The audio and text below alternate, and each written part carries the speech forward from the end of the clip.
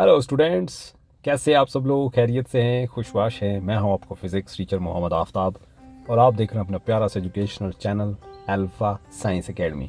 Physics class 11 का chapter number 3 जिसका नाम मोशन एंड फोर्स है वो हमने शुरू कर रखा हुआ है।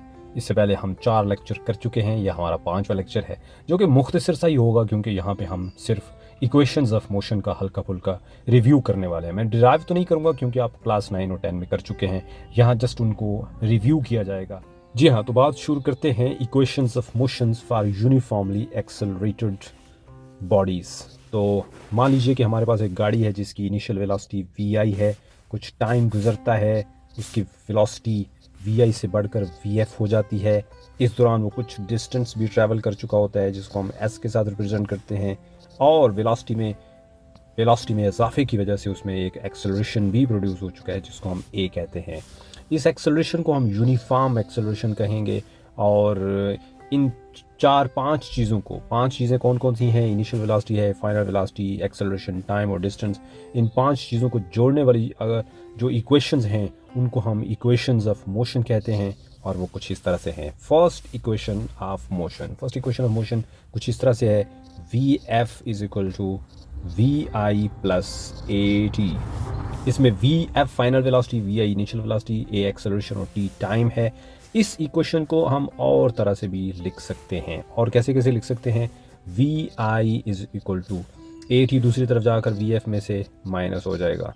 इसको मैं ऐसे भी लिख सकता हूँ एक्सेलरेशन के लिए, a is equal to v f minus v i over t. इसको मैं टाइम के लिए भी लिख सकता हूँ, t is equal to v f minus v i over a. तो ये 4 तरह से फर्स्ट इक्वेशन ऑफ मोशन को लिखा जा सकता है।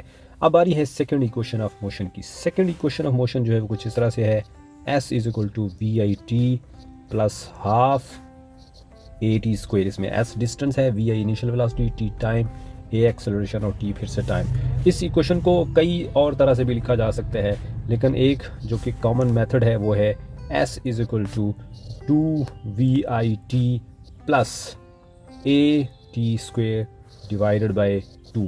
और डिपेंड करता है कि हमारी सिचुएशन क्या है, उसके मुताबिक हम इसको थोड़ा बहुत मॉडिफाई कर सकते हैं। चलते हैं थर्ड इक्वेशन ऑफ मोशन के ऊपर जो कि बहुत ही इंपॉर्टेंट है, और कुछ इस तरह से है, v f square is equal to v i square plus 2as। इस इक्वेशन को और तरह से भी लिखा जा सकता है, लाइक इसको मैं ऐसे भी लिख सकता हूँ कि 2as is equal to v f square minus v i square.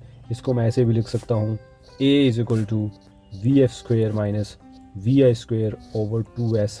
या फिर इसको एक और जो कॉमन प्रैक्टिस है वैसे भी लिखा जा सकता है डिस्टेंस के लिए, s is equal to v f square minus v i square over 2a। तो जैसे मैंने पहले बताया, डिपेंड्स कि हमारी सिचुएशन क्या है और उस सिचुएशन में कौन सी इक्वेशन जो है वो बेहतर तौर पे अप्लाई की जा सकती है। अब हम आगे बढ़ाते हैं बात को, इन इक्वेशंस की कुछ यूज़फुलनेस के ऊपर बात कर लेते हैं कि कहाँ, कैसे, क्यों कर यूज़फुल हैं।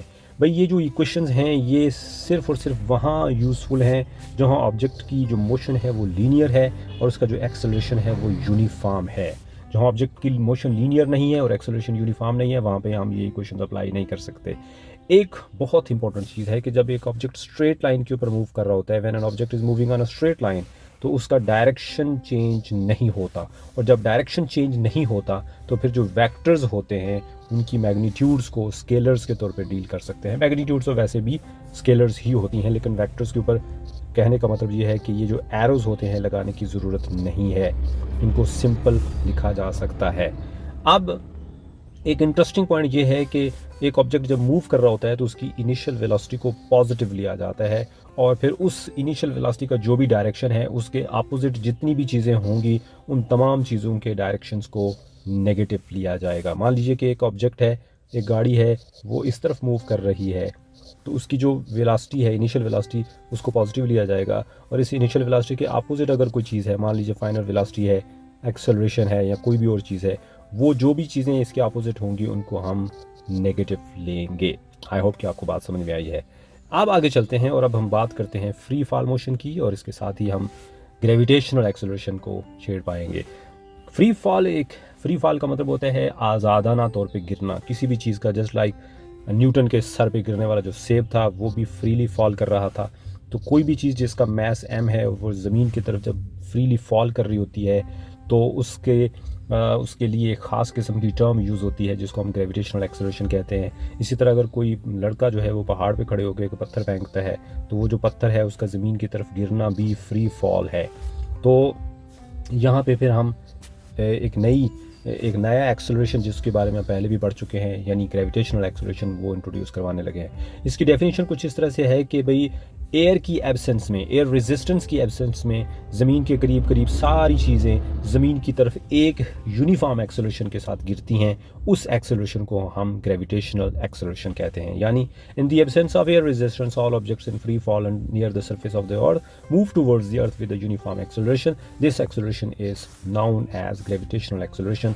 और इस एक्सेलरेशन को g के साथ रिप्रेजेंट किया जाता है और इसकी जो एवरेज वैल्यू है अर्थ की सरफेस के करीब करीब वो है 9.8 मीटर पर सेकंड स्क्वायर। इसमें प्लस माइनस का इजाफा करना चाहिए क्योंकि जब ऑब्जेक्ट फ्रीली फॉल कर रहा होता है नीचे की तरफ आएगा तो उसमें ये जी की वैल्यू 9.8 मीटर पर सेकंड स्क्वायर पॉजिटिव ली जाएगी। जब ये ऊपर की तरफ जा रहा होगा तो इसको नेगेटिव लिया जाएगा। इसीलिए से हमने यहाँ पे डाउनवर्ड का डायरेक्शन जो है उसको स्पेसिफाई किया है। इसके साथ साथ ये वो जो ऊपर हमने इक्वेशंस ऑफ मोशन पढ़ी हैं फॉर लीनियर मोशन उसको हम फ्री फॉल के लिए भी यूज़ कर सकते हैं क्योंकि जो फ्री फॉल ऑब्जेक्ट होता है उसकी मोशन भी लीनियर ही होती है। तो फिर ये जो इक्वेशंस हैं और उसका जो एक्सेलरेशन है वो भी यूनिफॉर्म होता है। तो जब फ्रीली फॉल करते हुए ऑब्जेक्ट की मोशन भी लीनियर है उसका एक्सेलरेशन भी यूनिफॉर्म है। तो जो 3 इक्वेशंस हमने ऊपर पढ़ी हैं उनको यहाँ भी इस्तेमाल किया जा सकता है। बस फ़र्क ये है कि हमने छोटी छोटी चेंजेस करनी है। जहाँ पे ई है वहाँ पे जी लिखेंगे और जहाँ पे एस है उसकी जगह एच यानी हाइट लिखेंगे। तो इस तरह से जो हमारी फर्स्ट इक्वेशन है वो कुछ इस तरह से बन जाएगी v f is equal to v i plus g t. इसी तरह जो हमारी सेकेंड इक्वेशन है वो बन जाएगी h is equal to v i t plus half g t square. और जो थर्ड इक्वेशन है हमारी वो कुछ इस तरह से बन जाएगी 2gh is equal to v f square minus v i square. तो ये था हमारा आज का लेक्चर जिसमें हमने बात की है इक्वेशंस ऑफ मोशन की और इक्वेशंस ऑफ मोशंस को कब और कहाँ अप्लाई किया जा सकता है for linear motion, for uniform acceleration. और फिर हमने इक्वेशंस ऑफ मोशंस को देखा है कि वो हैं क्या और एज़ पर सिचुएशंस उसको किस तरह से हम मॉडिफाई कर सकते हैं। और इसके बाद इन इक्वेशंस की यूज़फुलनेस क्या है, कौन सी चीज़ की डायरेक्शन को पॉजिटिव लिया जाएगा, कौन सी चीज़ को नेगेटिव लेना है। और फ्रीली फॉल करते हुए ऑब्जेक्ट का जो एक्सेलरेशन है जो कि यूनिफॉर्म होता है उसको ग्रेविटेशनल एक्सेलरेशन कहते हैं, उसको जी से रिप्रेजेंट करते हैं। उसकी वैल्यू प्लस माइनस 9.8 होती है और उसका डायरेक्शन ऑफ मूवमेंट डाउनवर्ड होता है। और फिर फ्री फॉल करते हुए ऑब्जेक्ट के लिए इक्वेशंस मोशंस को कैसे लिखना है उनको थोड़ा बहुत मॉडिफाई किया है और ये यहाँ पे कंप्लीट होता है। नेक्स्ट लेक्चर जो कि बहुत ही मज़े का होने वाला है उसमें हम न्यूटन्स लॉज ऑफ मोशन को तफसील से पढ़ने वाले हैं। सो जुड़े रहिए हमारे चैनल के साथ। मुलाकात होगी अगले लेक्चर में।